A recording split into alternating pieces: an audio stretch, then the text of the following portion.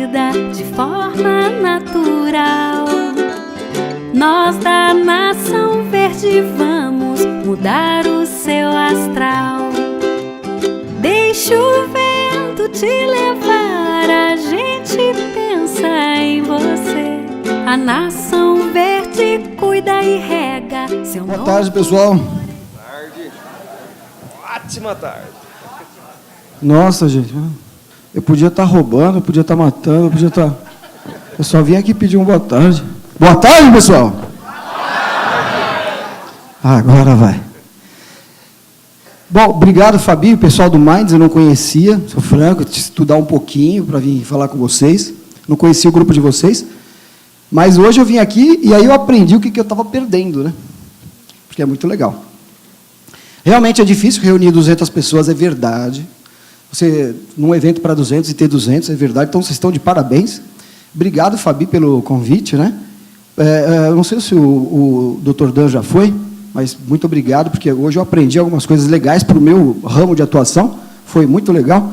Queria depois aprender um pouquinho mais profundamente sobre a história da TPM. É que eu sou casado, né? Então, seria importante. Mas ele falou uma coisa aqui importante mesmo, porque a história que eu vou usar para ilustrar o que eu vou dizer para vocês hoje, começou com uma história que ele contou aqui, né? Que aconteceu com a minha mãe. Então, eu vou contar essa história para ilustrar como é que a Nação Verde nasceu, e ele falou uma coisa importante aqui que eu acabei aprendendo na prática, né? O que ele explicou na teoria aqui. Aprendi na marra, né? Então, pessoal, tem gente que fica nervosa para falar, né? Eu também fico nervoso para falar, só que eu fico nervoso para chegar logo, ao contrário de alguns. E, normalmente, eu sou chamado para mostrar a minha história, né? Como é que a Nação Verde nasceu. É muito comum isso. Eu vou no Brasil inteiro, vou nas universidades, eu acho muito legal. Mas, quando eu estudei sobre vocês, eu mudei minha apresentação. Não é verdade mesmo. Mudei minha apresentação. Sabe por quê? Porque a minha intenção aqui hoje não é contar a minha história. A minha intenção hoje aqui é o seguinte: eu queria que chegasse logo a minha vez para poder dizer para vocês tudo que eu tenho para dizer. E se pelo menos uma pessoa das 200 pegou uma palavra, uma frase, ou alguma historinha que eu contei, e aquilo inspirou ela, mudou a vida dela, o rumo dela, então aí eu consegui cumprir a minha missão aqui hoje. E é isso que eu vim tentar passar aqui para vocês. Beleza? Então, a pergunta que eu trouxe para vocês aqui hoje nós estamos em 2017, não é isso? E a pergunta para 2017, o que significa ser bem-sucedido? O que significa isso? Porque se eu perguntar para uma pessoa daquela ponta e uma pessoa lá daquela ponta, vocês concordam comigo que elas vão ter perspectivas diferentes? É uma coisa bastante intangível às vezes, né? Bom, tudo bem, mas não é porque é intangível que a gente não pode chegar a um acordo. Então, com as histórias que eu pretendo contar aqui, a gente pretende responder isso no final. Eu estudei um pouquinho sobre vocês e descobri que todos são empreendedores, né? Bom, então, levanta a mão para mim, por favor, quem tem mais de 5 anos de empresa?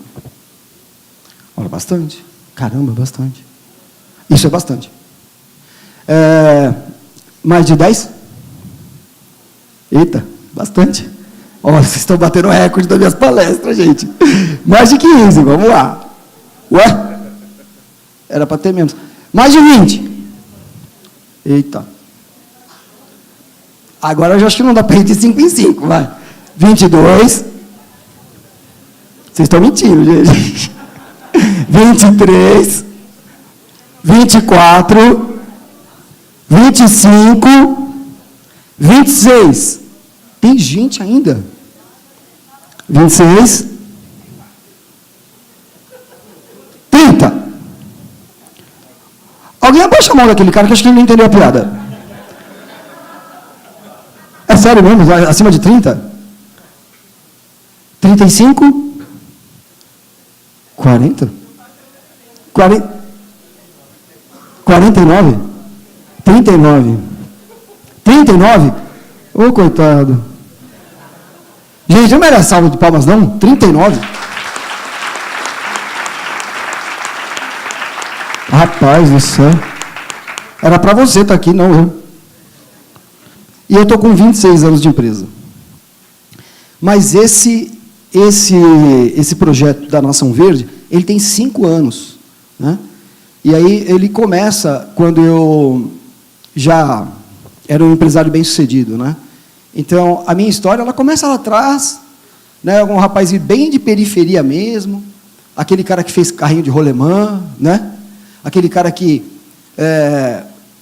não via a hora de chegar a chuva para a gente deitar, né, nas corredeiras, na rua, tomava água da chuva, raramente ficava doente, tinha que criar seus próprios brinquedos, né? Nunca escolheu um tênis, nunca escolheu. O tênis é o que a tua mãe trazia da feira, e só depois que o dedão estava de fora. Né? Então, eu sou esse cara, né, esse garoto de rua da periferia, eu fui esse cara. Né? Como eu tenho certeza que muitos aqui foram, né, também. Ou não.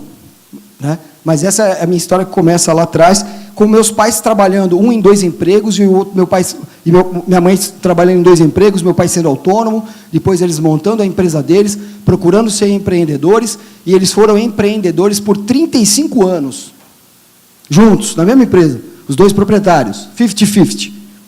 E aí eles se aposentaram, venderam a empresa e se aposentaram. Então, a minha adolescência eu passo com os meus pais sendo empresários, né?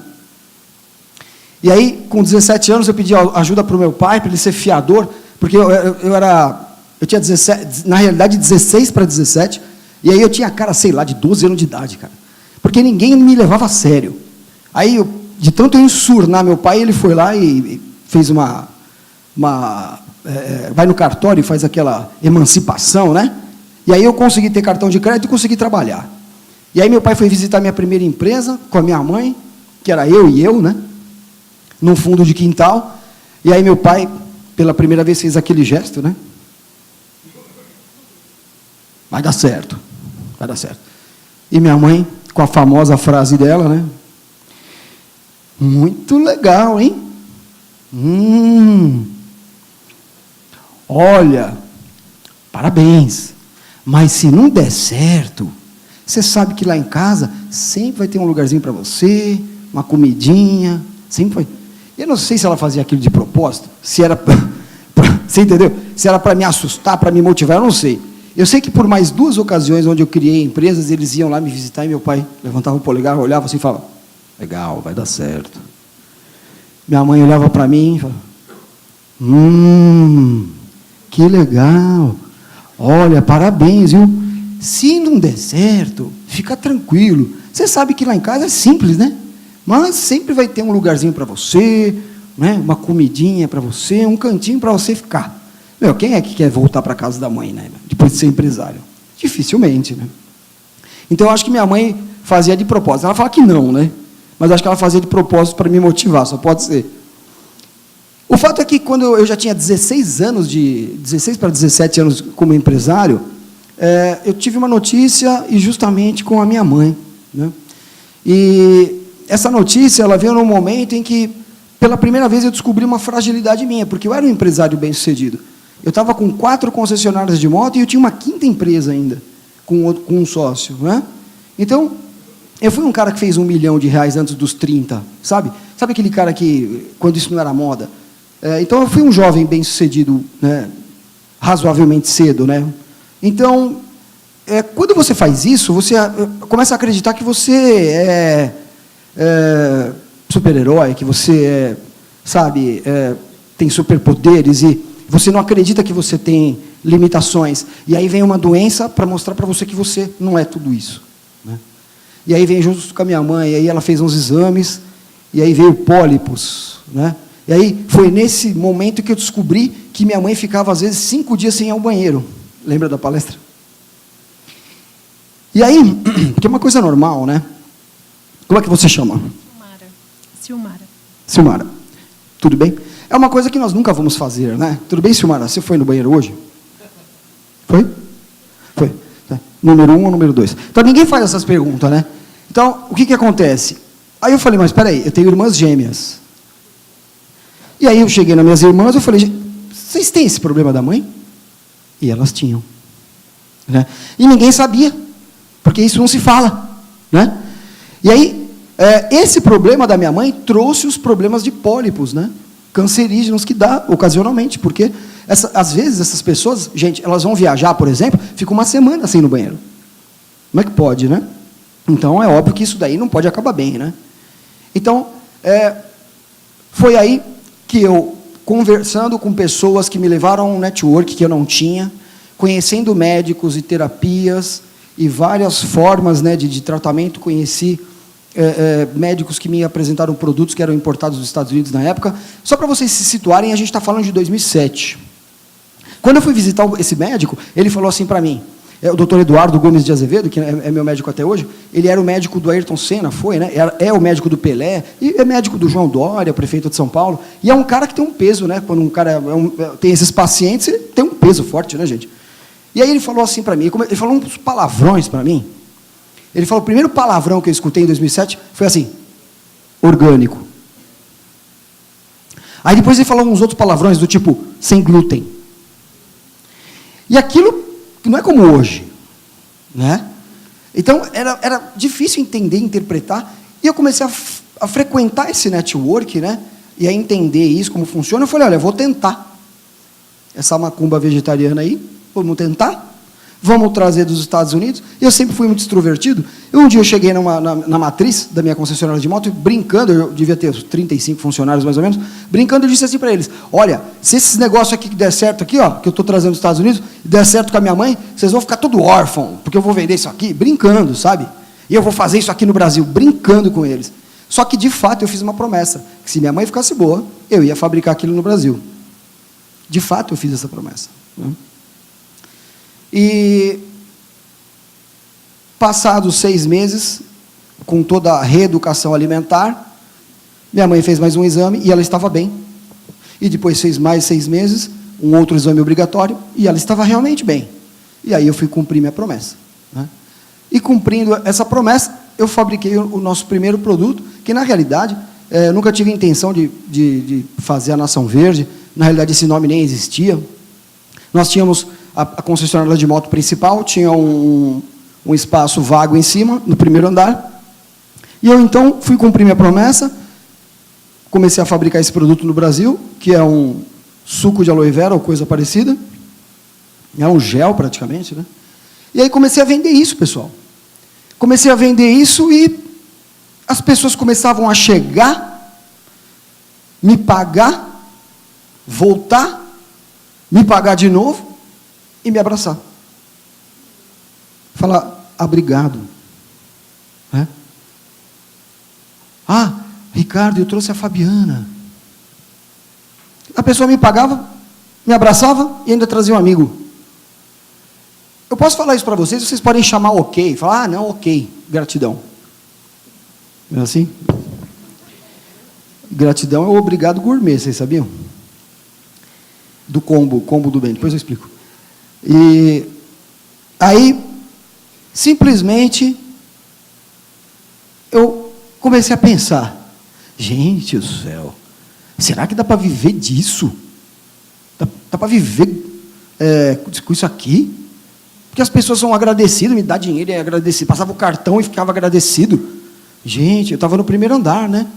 No térreo, porque no primeiro andar a gente vendia vida, né? No térreo, as pessoas morriam, né? Gente, hoje a gente ri disso, mas é real, né? Então, assim, era um choque cultural muito grande mesmo. E aí, as coisas estavam assim, dentro da minha cabeça, e um conflito muito grande, né? Porque eu já estava há 17 anos num ramo, e estavam as coisas caminhando, só que 4 meses depois veio o assalto. O terceiro assalto na minha maior loja, e infelizmente nesse assalto eu tomei um tiro e quase faleci. Eu fiquei no hospital 3 dias. Eu posso até dar um curso de vendas para vocês, ensinando como é que é morrer. É verdade. Porque a maior parte das pessoas acredita que vai estar viva amanhã. Mas de onde você tirou essa certeza? Não tem essa certeza, né? Por vários fatores. Então, olha só, olha o que aconteceu. Quando eu voltei do hospital, em 8 meses, eu vendi tudo. eu vendi 4 concessionárias de moto, eu me divorciei, eu vendi 3 carros, eu vendi um imóvel e eu comecei um negócio do zero, sem saber absolutamente nada dele. Nada. Eu só sabia que eu tinha que fazer algo com uma palavrinha nova, um blog que eu criei chamado Capitalismo Sustentável, que hoje chama Capitalismo Consciente, é a base da minha historinha de hoje. Eu só sabia que eu ia fazer algo com propósito. Porque como é que se começa as empresas? Muitas vezes começam empresas, né? Muitas vezes começam empresas assim, o vizinho do cara chega com um carro novo do ano, um carro caro, um lançamento, e aí o cara fica de olho no vizinho e fala: oi, tudo bem? Você trabalha com o quê? Aí o cara fica interessado e monta um concorrente, pronto. Então, essa é uma motivação, né? Muito embora é um exemplo extremo, muitas vezes as empresas começam sem propósito. Infelizmente, a maioria. Não digo que isso seja errado necessariamente, as pessoas precisam sobreviver, tudo bem. Mas é que é difícil você manter algo de longo prazo e ser feliz sem propósito. Então, assim, propósito, para deixar uma ilustração mais clara para vocês, se eu perguntar para qualquer um de vocês aqui, qual que é a sua unidade básica, assim? O que é aquilo que você mais preza na sua vida? Né? E aí, alguém vai falar família, o outro vai falar saúde, cada um vai dar uma resposta, mas né, não são tantas respostas diferentes assim.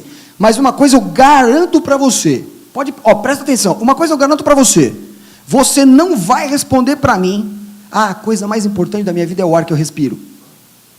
Você não vai responder isso, mas devia.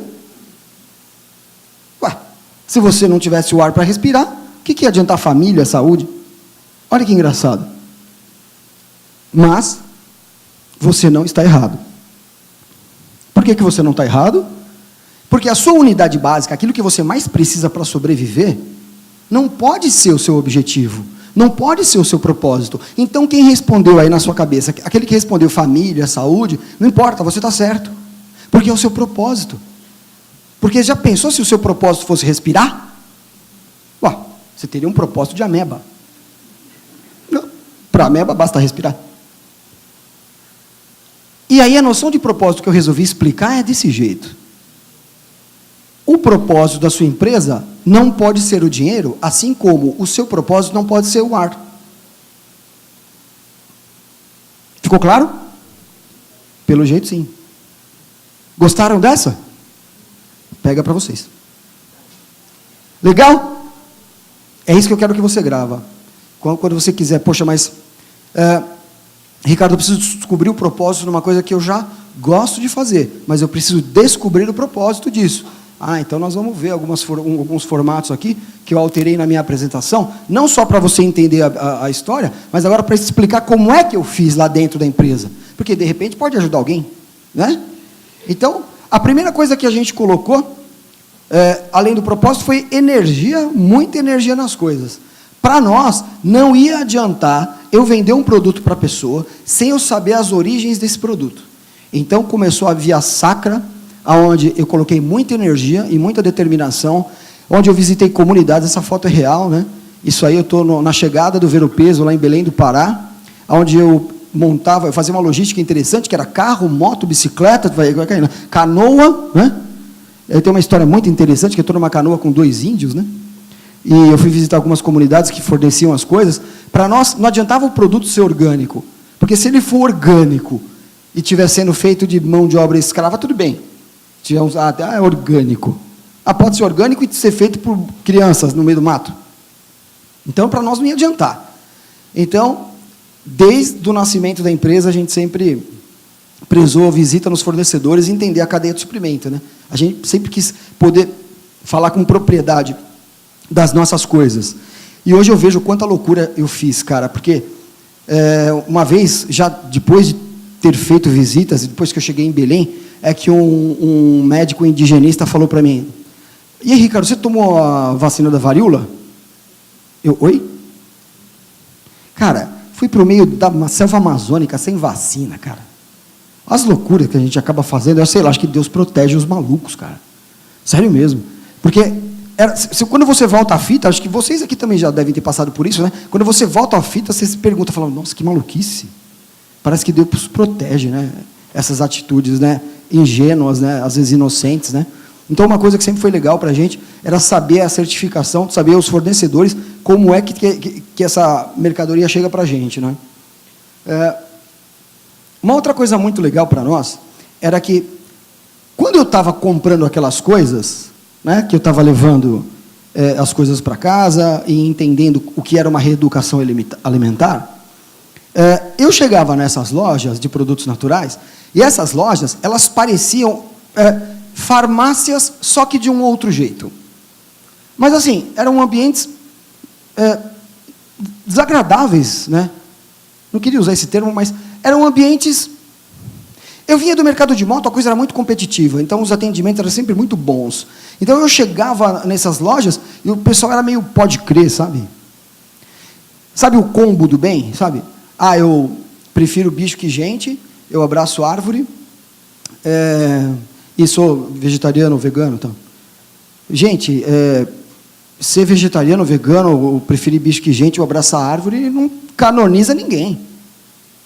Então, eu acredito realmente que, assim como um corpo não vive sem a energia espiritual, eu entendo que, se você tem um talento e quer transformar num dom, quem entende disso aqui, por exemplo?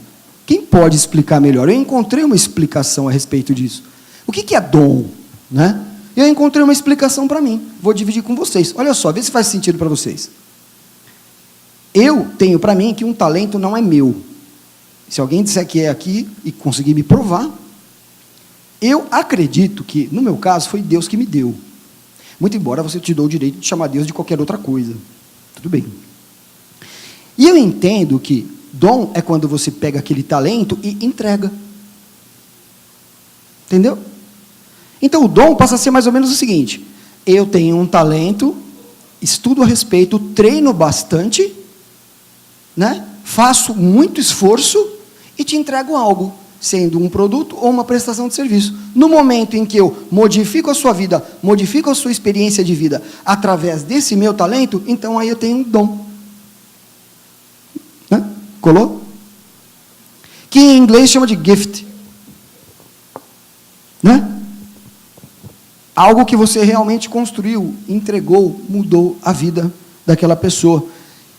E naquele momento em que eu vendi absolutamente tudo e coloquei isso na mão de Deus, né, para traçar um novo rumo na minha vida, eu cunhei um termo chamado mensageiro. É um termo mais ou menos assim.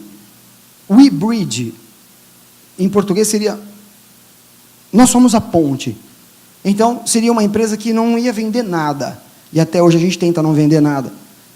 Seria uma empresa que quer vender informação. Seria uma empresa que quer levar você daqui, do ponto A para o ponto B, aquele ponto que você quer chegar. Eu tenho para mim que a nossa empresa... eu brinco com as pessoas da minha empresa dizendo que o dia que, por exemplo, no caso do emagrecimento, no dia que inventarem um aplicativo onde a pessoa aperta um botão e emagrece, nunca mais ela compra produto nenhum. Por quê? Com essa finalidade. Por quê? Porque a pessoa não quer o produto. Ela quer arrumar um namorado. Arrumar uma namorada. Ela quer ser considerada ou considerado. Ela quer, né, tá bem na fita. Ela quer estar, né, com a autoestima legal, né? Ela quer ter uma autoestima adequada para, né, os objetivos dela. Ela quer, enfim, ela quer um objetivo. Ela não quer exatamente aquele produto. Então, a sua função é explicar para ela como que ela conseguirá viver com aquilo, com aquele produto, e atingir aquele objetivo. Essa é a ideia. E a ideia da ambiência, tanto no digital quanto no físico, pessoal, é que pela primeira vez no Brasil, a gente fez algumas maluquices, que o jurídico pega no nosso pé até hoje, da nossa empresa. Então, nós começamos a nos expandir por franquia e criar uma ambiência dentro das lojas simples, agradável e muito simpática até hoje, onde as pessoas conseguiriam gostar de ir. Porque quando a pessoa ouve produtos naturais, você está aqui, né? Você fala assim para ela, produtos naturais. E ela aqui, ela ouve assim, ó, ruim, caro, feio, só vou se meu médico mandar. Né?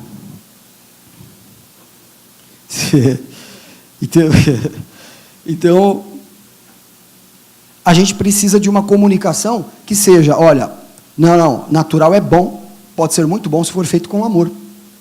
Pode ter um preço justo se for bem administrado, se tiver uma boa gestão. Né?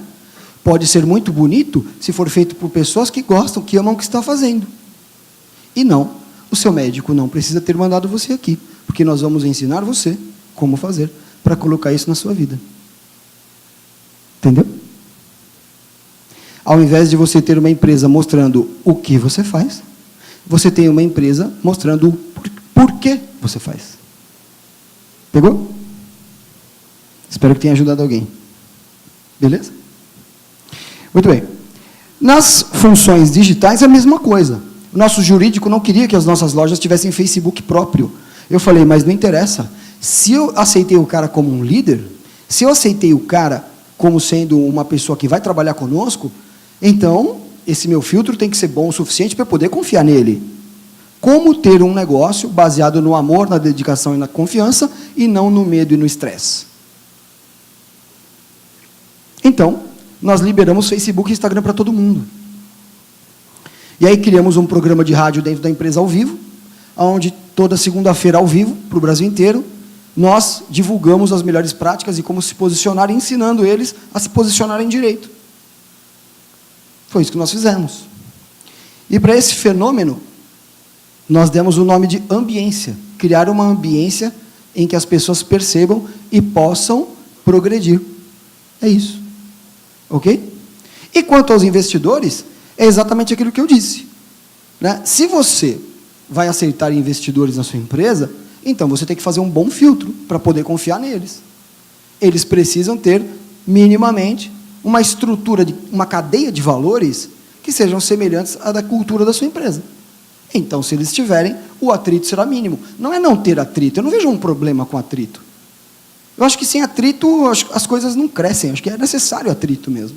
Mas eu vejo que é um problema muito sério se você tiver pessoas que concordam com você o tempo todo. Você já pensou? Eu imagino até que o inferno seria alguma coisa muito parecida com isso. Ó. Você fala qualquer coisa e todo mundo fica assim. Ó. Você pensou, qualquer coisa que você fala, está todo mundo assim? Ó. Você pensou que inferno? Né? Então precisa, acho que para você ter crescimento, você precisa ter algum incômodo. Né?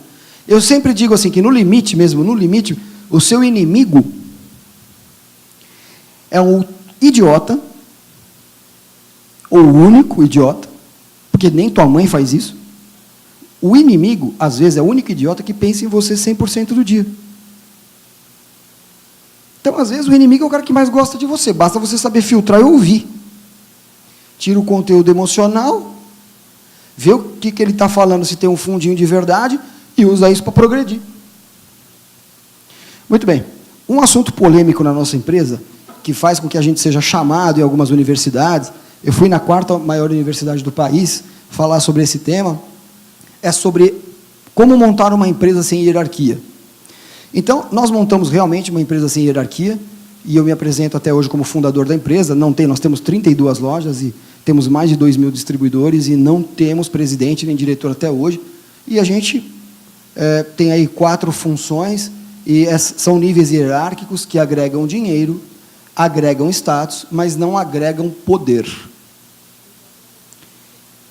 Então, para nós, na nossa cultura, nós não contratamos ninguém para ter que olhar. E nesse formato, ainda que seja a faxineira, ainda que seja qualquer pessoa da empresa que chamou a atenção de alguém por algo que é público e declarado como certo na nossa empresa, não importa quem é essa pessoa que foi chamada a atenção, ela tem que executar. E isso não é fácil. E não foi fácil. Nós somos um tipo de empresa que é considerada empresa lado B. Né? E quando você vai prospectar, recrutar, você vai prospectar no lado A. Então, comportamentos que são aceitáveis em ambientes comuns, são comportamentos tóxicos em ambientes saudáveis. Então, às vezes, simplesmente as pessoas não percebem.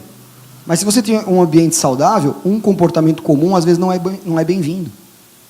Não é porque está todo mundo fazendo o que está certo, né? E a gente leva isso muito em consideração. Então, esse é um dos pontos mais polêmicos. Para isso, a gente teve que criar todo um processo de pesquisa no recrutamento. A gente teve que criar questionários próprios. Nós tivemos que mudar a estrutura de contratação existente para poder contratar uma pessoa cujo perfil psicológico pudesse estar aderente à nossa cultura. Ficou claro isso? Às vezes, você tem um padrão cultural como líder, e você tem uma empresa que você, querendo ou não, sabendo disso ou não, aquela empresa ela representa muito você. Então, se você contratar pessoas com valores muito diferentes da cultura da sua empresa, é claro que em algum momento isso não vai dar certo. Beleza? Tudo bem. E como é que a gente monta uma empresa sem hierarquia? A gente monta ela em células. Eu montei ela com células, olha só.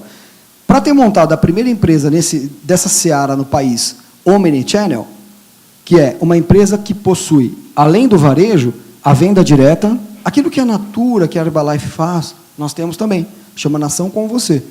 E nós temos também a loja online, que é o e-commerce.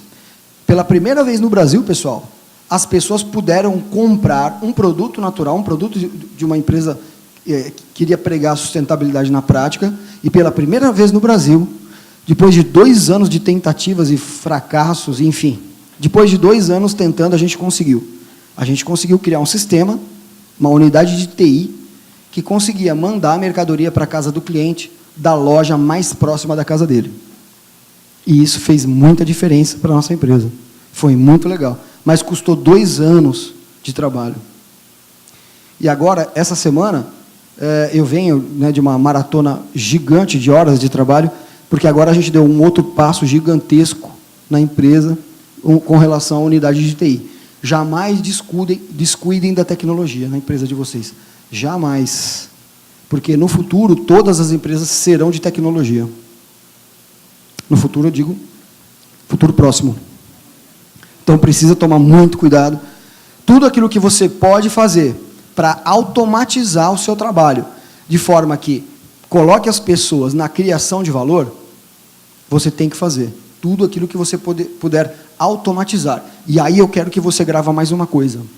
Grava isso que eu vou falar aí. Se já tiver ok para você, ótimo. Você pensa como eu. Se não, presta atenção no que eu vou falar para você. Olha só. Você, quando se comunica com uma pessoa, em relação ao cargo, aquilo que ela desempenha, presta muita atenção. Se ela agrega valor ou se ela cria valor. São coisas diferentes. A pessoa não pode chegar num ponto onde ela não é boa o suficiente para permanecer no trabalho e nem é ruim o suficiente para ser mandada embora. Você não pode permitir que isso ocorra. Então, é bom dar feedbacks para que essa pessoa trabalhe na criação de valor, naquilo que cria valor para a empresa, e não naquilo que agrega valor, porque ela vai estar agregando valor, porque foi isso que ela aprendeu. Se ela fez uma faculdade, foi isso que ensinaram para ela. Se ela fez até o 3º colegial, foi isso que ensinaram para ela. Se ela trabalhou no concorrente ou em outras empresas, foi isso que ensinaram para ela. Ela tinha que estar sempre sendo vigiada. E isso não é bem-vindo. As pessoas precisam trabalhar com inteligência de negócios. Uma coisa que eu estava estudando sobre o MBM, o Minds, né, que eu achei muito legal, quando eu estava pesquisando, lendo escola de negócios, se não me engano, eu vi. Eu achei aquilo muito legal. Eu falei, nossa, escola de negócios. É isso mesmo. Muito legal. Porque é fundamental ter a palavra negócios. Empreendedorismo. Gente, o ano passado eu fui numa faculdade, numa universidade, não quero nem falar o nome, uma das mais consideradas do país, num auditório com 1000 alunos. 1000. E eu pedi para levantar a mão quem tinha tido uma empresa ou alguma iniciativa empreendedora. Ninguém levantou a mão. Vocês têm noção? Adultos de 20 e poucos anos de idade, ninguém teve uma iniciativa empreendedora. Eu, como fiz uma faculdade e fiz duas outras extensões, fiz 3 faculdades, eu sei, né? Convivi. Aí chegou uma hora que eu falei assim, peraí, cadê a menina da trufa? Cadê o rapaz que vende aquele sanduba cortado em triângulo? Daí uma menina levantou, eu vendo trufa. Falei, pronto, você é uma empreendedora. Putz, salvei o dia, sei lá. Cara, ninguém levanta a mão. Olha que perigo isso. Que país que nós estamos criando, gente? Né? E aquilo, eu falei, só naquele ponto da minha apresentação, eu entendi por que o reitor me chamou. Ele sabe disso, que isso está acontecendo. Por isso ele estava chamando empresários lá. Gente, isso sabe? E aí você fala, Ricardo, tudo bem, mas nós já somos empresários aqui. Então, gente, mas olha só. Venderam para essas pessoas que eles têm que ser funcionário público. E pior, olha só isso, ó, pior. Venderam para essas pessoas que existe o patrão e o empregado. Venderam para eles que existe isso. No capitalismo consciente, a gente tem uma figura chamada de intraempreendedor. Lembra dos testes psicológicos que a gente faz? O que a gente faz? A gente tenta, nesses testes, pegar se aquela pessoa tem iniciativa, proatividade, que se chama no lado A, né? E a gente chama de intraempreendedorismo. Seria mais ou menos o seguinte, o cara ser dono dentro de uma empresa, ser dono dentro da empresa dos outros, entendeu? Porque tem esse perfil. Existe esse perfil. Não é que o cara, eu sou frustrado, porque eu sou empregado, então o patrão é mau. Tem esse papo, e é horrível isso, cara. Né? E, inclusive, fala que o patrão tem vida boa. O cara não tem a menor noção, né?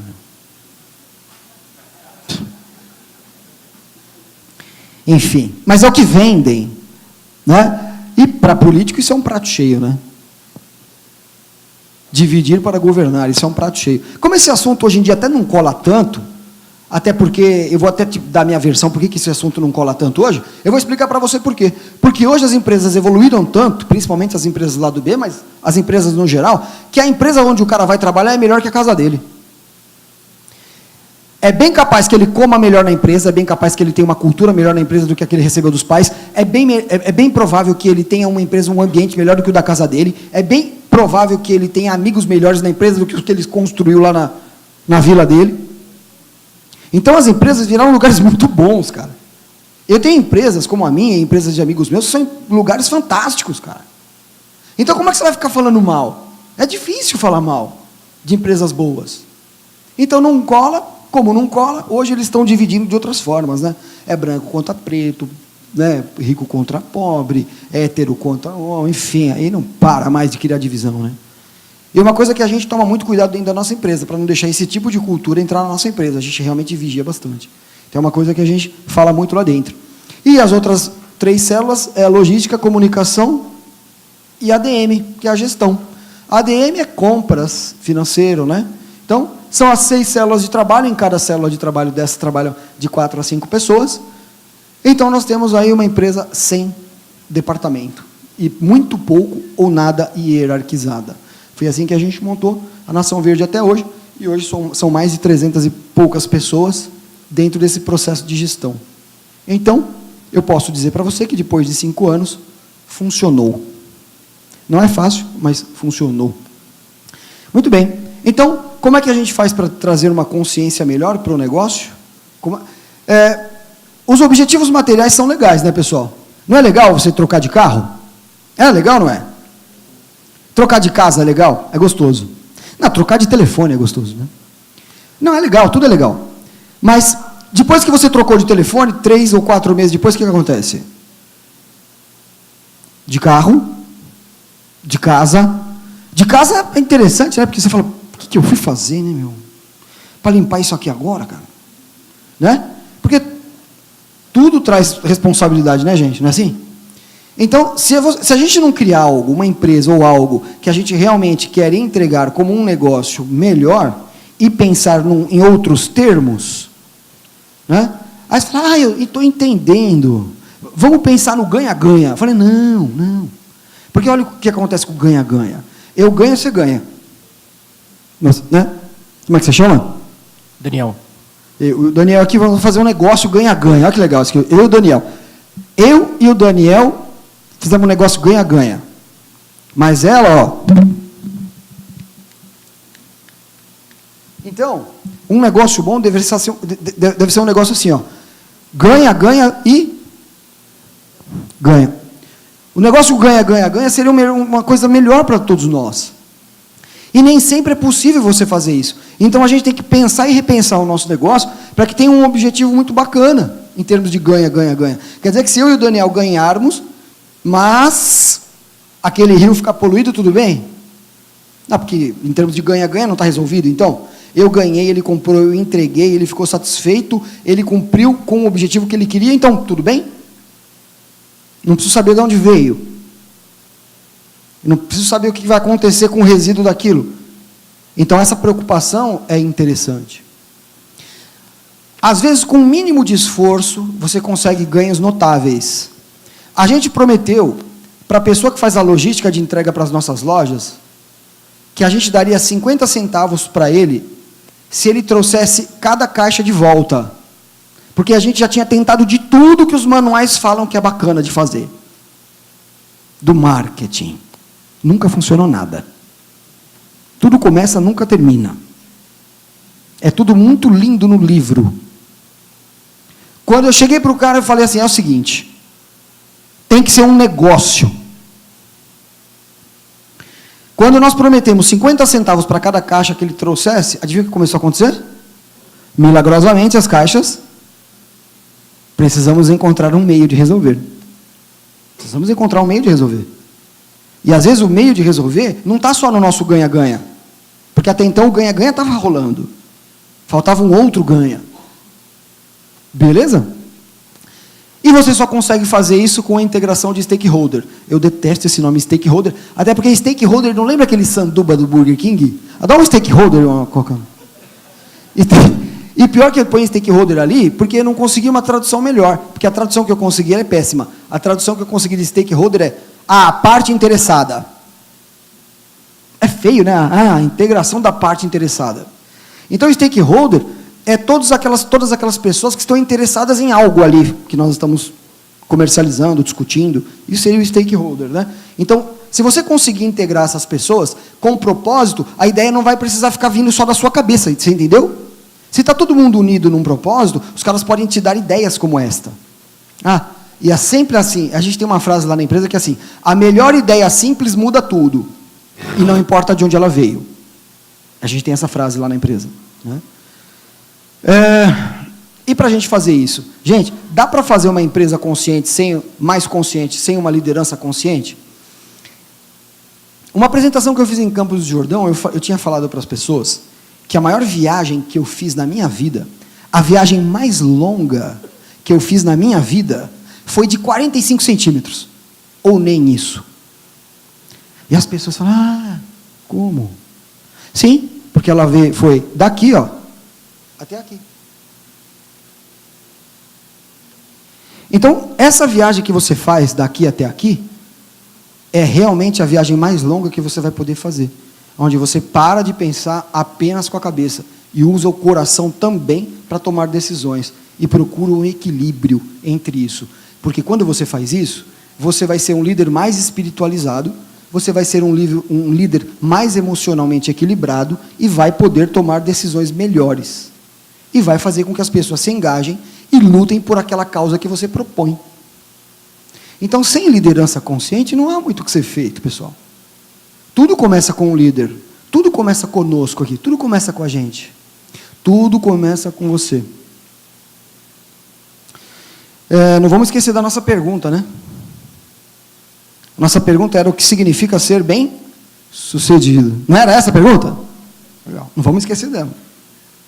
Muito bem. E lá embaixo, acho que não dá para vocês lerem, pessoal. Muito bem. Então, aí embaixo está escrito cultura e gestão consciente. Você vai bolar seus planos, né? E aí você faz todos aqueles planos. E se você não parar para analisar friamente se aquilo condiz com a cultura da sua empresa, eu já vou te adiantar, não vai funcionar.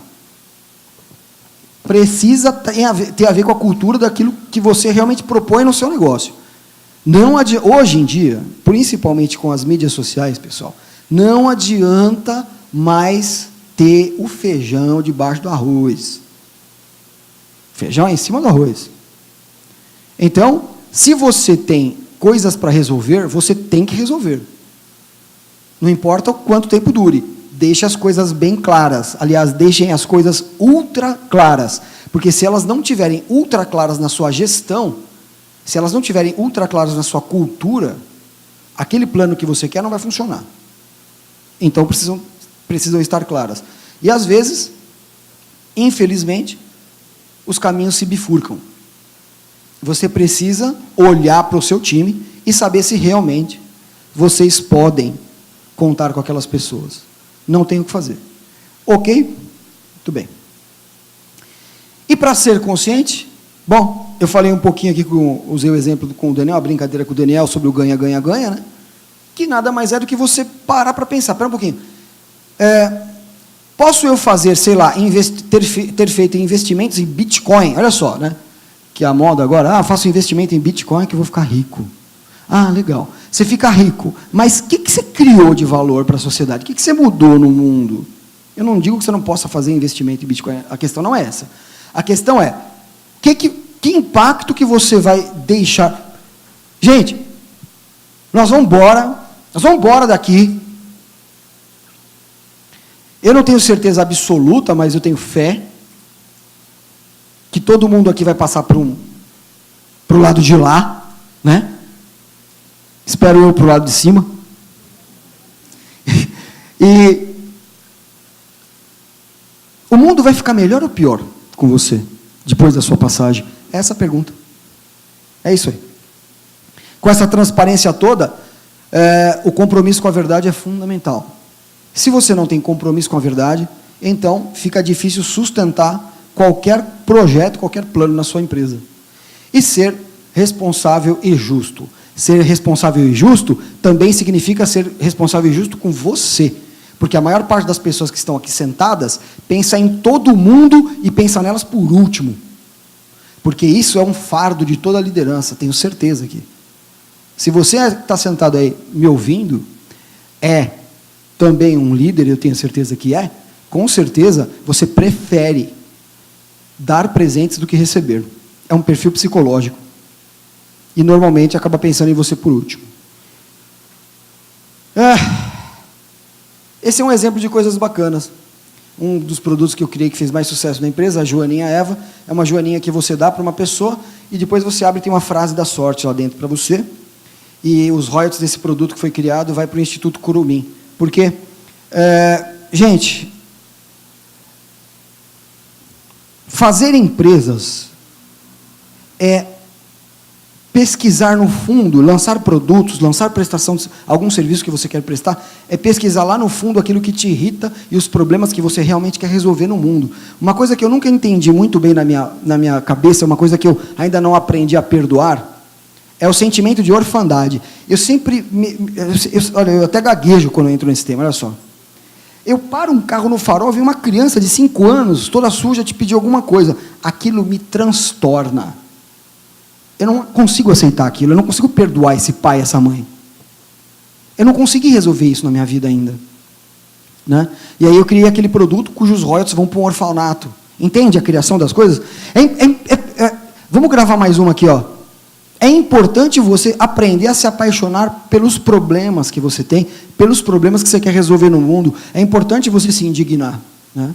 Esse outro produto que eu lancei, por exemplo, eu peguei e fiz uma prancha de garrafa PET com o pessoal da ONG, né? E aí, sou eu aí remando no Rio Tietê. No Rio Tietê e no Rio Pinheiros. Esse foi um dos maiores riscos de vida que eu já corri na minha vida. Eu fiz isso aí para divulgar o filme desse produto. É um produto que a gente tem ele há 5 anos e é equivalente a 60 toneladas de produto não tóxico derramado no Tietê. A gente evitou que 60 toneladas de lixo tóxico fosse para o Tietê só vendendo esse produto. Então, é um outro exemplo de coisas que você inventa, de coisas que te irritam muito. Sabe uma coisa que me irrita muito em São Paulo? Cruzar a ponte do Rio Tietê e sentir aquele cheiro horroroso. Eu tenho certeza que, da mesma forma que a gente, no passado, né, você entrava no avião, as pessoas estavam fumando lá dentro. Hoje é impensável isso, né? Eu tenho certeza que no futuro vai ser impensável. Você vai chegar e falar, nossa, gente, a gente cruzava o rio era sujo. Nossa, como a gente era. Não. Da mesma forma que a gente acha absurdo alguém que acendeu um cigarro dentro do avião. Eu tenho certeza que a gente vai evoluir nesse sentido. Então, para fazer tudo isso que eu fiz aqui, e se você quiser dar um passo além, se você já está muito bem, ótimo. Mas olha para você, você se sente bem? Você está mudando o mundo como? O que é que você está fazendo de realmente grandioso para melhorar quando você for embora? Né? E para fazer isso é necessário coragem, pessoal. A gente tem 3 palavrinhas, eu acrescentei uma 4ª palavrinha, que é você vai fazer um produto, tem que ter qualidade. Então, os produtos têm que ser bons, as coisas que você faz têm que ser belas, a sua negociação tem que ser justa, e, por último, você precisa aprender a colocar um componente heróico naquilo que você faz. Tá fácil? Então não é para você. Porque você tem que procurar coisas difíceis para fazer. Porque coisas difíceis são coisas que as pessoas não querem fazer. É preciso se apaixonar por problemas que você realmente quer resolver no mundo. E para isso é preciso de muita, muita, muita coragem. Por último, pensar nos investidores por último. Toda a relação, desde o cliente, que é o mais importante, até nós, mensageiros, os funcionários, né, os fornecedores, os investidores no nosso ciclo vêm por último. Apesar da interdependência, pensar no investidor por último, pensar em você por último, é a melhor forma de manter uma empresa sadia. Você satisfazendo a cadeia nesse formato, é mais fácil você assegurar o seu investimento pensando em você por último, do que colocando você como investidor em primeiro lugar. Então, pessoal, e aí? Já descobriram o que significa ser bem-sucedido? O que significa para nós ser bem-sucedido? E aí eu quero deixar um pensamento meu para vocês. Para mim, ser bem-sucedido é como um artista é capaz de colocar aquilo que você pensa do mundo nas suas ações. Um artista não pinta um quadro ou faz uma música, por exemplo? Aquilo não é o que ele pensa do mundo? A Nação Verde é essa empresa com esse espírito de busca. A Nação Verde, eu como empresário, dirijo a minha empresa de acordo com os meus valores e de acordo com o que eu penso do mundo. O que eu penso do mundo, aquilo que eu gostaria que o mundo fosse, é o que eu pratico na minha empresa todos os dias. E eu desejo a você esse tipo de sucesso. Obrigado, pessoal. Parabéns. Palmas para o Ricardo. Hey. Parabéns, Ricardo. Deixa eu subir aqui para te agradecer. Parabéns. Então, compartilhar da sua história. E aí, galera, valeu? Um empresário como nós e que tem várias experiências de sucesso, que cresceu com muito amor no coração, com muito propósito, coragem, amor, valores e maluquice, que todo empresário, todo empreendedor tem que ter. Parabéns pela tua história, tenho certeza que você inspirou muita gente hoje aqui. Okay? O propósito era, tipo, alguém pegou uma frase, uma palavra e falou, puxa, era isso que estava faltando para eu fazer meu mosaico. Eu vim fazer isso aqui. Pode ter certeza que você conseguiu. Vamos tirar uma foto. Palmas pro Ricardo! Muito bem, Ricardo. Nayumi Cogumelos, um presente para você também. Obrigado, tá? pessoal. É isso aí, galera. Mais palmas para o Ricardo, gratidão. Um belo case, belíssimo case para nós.